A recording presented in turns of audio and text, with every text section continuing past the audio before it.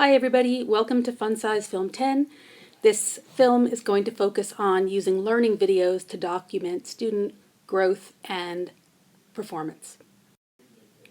Because all of us have such easy access to cameras and video cameras in our phones, we have to be really cautious about the ways in which we approach learning videos.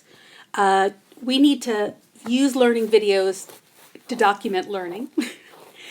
And that's a very different sort of intention than using learning videos or using video to document performances, special occasions, cute things. You can definitely videotape performances, special occasions, and cute things, but those are not learning videos. A learning video is a video that focuses on learning. I have to say that although I love learning video, it's a mixed bag. So some of the reasons that it's great is that it shows the child in action doing what he or she does.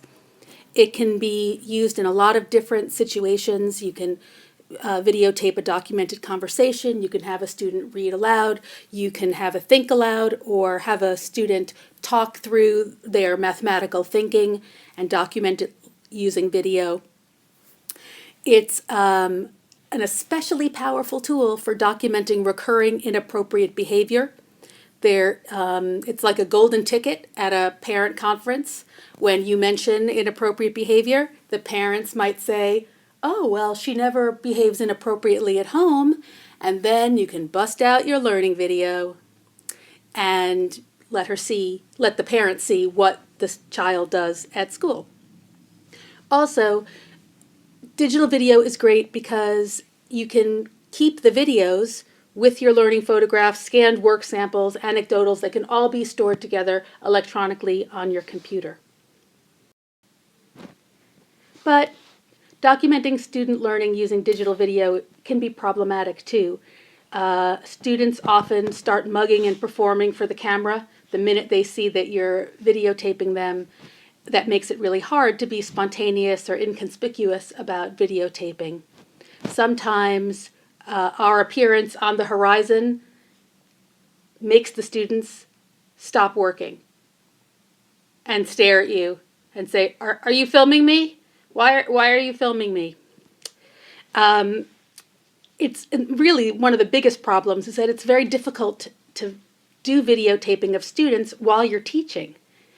So you can use video in child-directed learning situations, in group work or during independent work time, but it's almost impossible to use it during direct instruction because you're focusing on instruction. And there is always the possibility of technical complications whenever you're using technology. And if you are attempting to show the parent that learning video of the daughter's inappropriate behavior and the video doesn't work, that's really frustrating. So, just some reminders.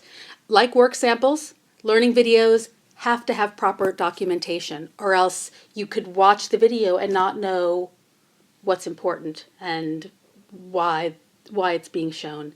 So it's the same information that I have asked for with all of the other sorts of documents. You need to have the student name, the date, a description of what's going on, and then an explanation of what's being documented in the video and what it shows about the student as a learner.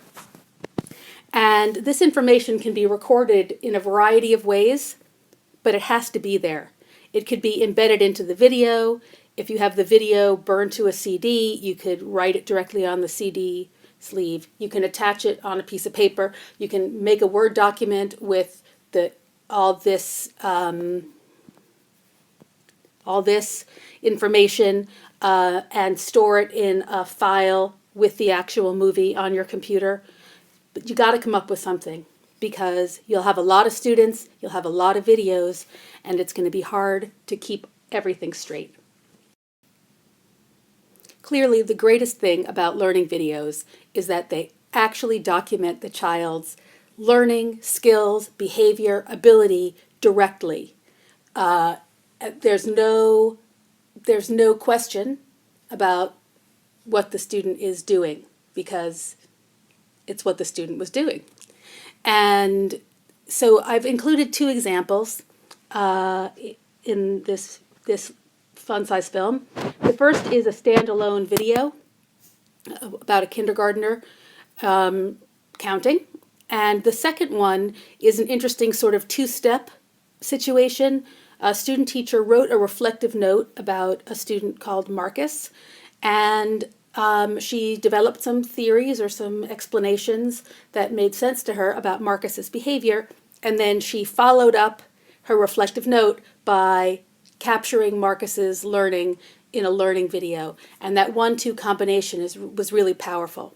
So what I suggest is that you read the cover sheet, and you'll see the opening slide of the movie, and then the movie will actually follow that slide in both cases. So I suggest you read the cover sheet, then watch the video, then go back and read the cover sheet again. Here's the cover sheet and the first frame of the video. The actual video will follow. David, how many is that? Can you count them? 1, 2, 3, 4, 5, 6, 7, 8. That's 8? Can you count them again? 1, 2, 3, 4, 5, 6, 5. How many is that? Mommy! 5. That's 5? Yeah, let's count. Can you count them? 1, 2, Uh-huh. 3, 4, 5.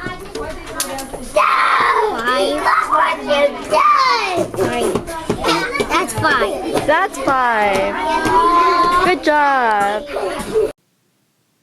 For our second example, this is the 1-2 punch, reflective note plus learning video.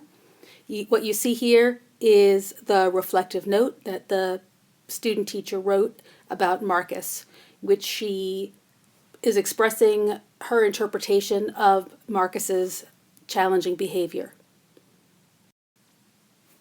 This student teacher was able to catch an example of the tantrum style behavior that Marcus was demonstrating as a vivid example of what Marcus faces when he attempts to communicate his needs.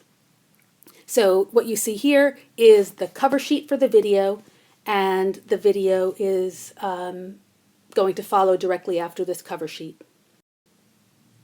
Whoops, no it's not. It's going to follow directly after this shot of the first frame of the video. It really is going to come next. You're welcome. That's what I need to do, pictures. Do you need help, Marcus? Oh, you need room. Can you scoot yours over a little bit? Ava, thanks.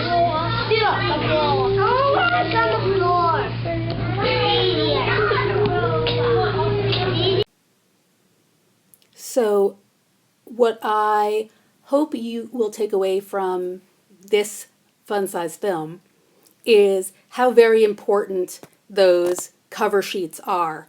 It would have been very hard to interpret Marcus's behavior without a cover sheet. It would have been very difficult to interpret what you were seeing. And so the cover sheet, that's all I can say. Humperdinck, Humperdinck, Humperdinck. The documentation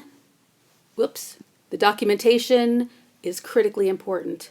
So that's the end of the story for today, or for this fun size film. And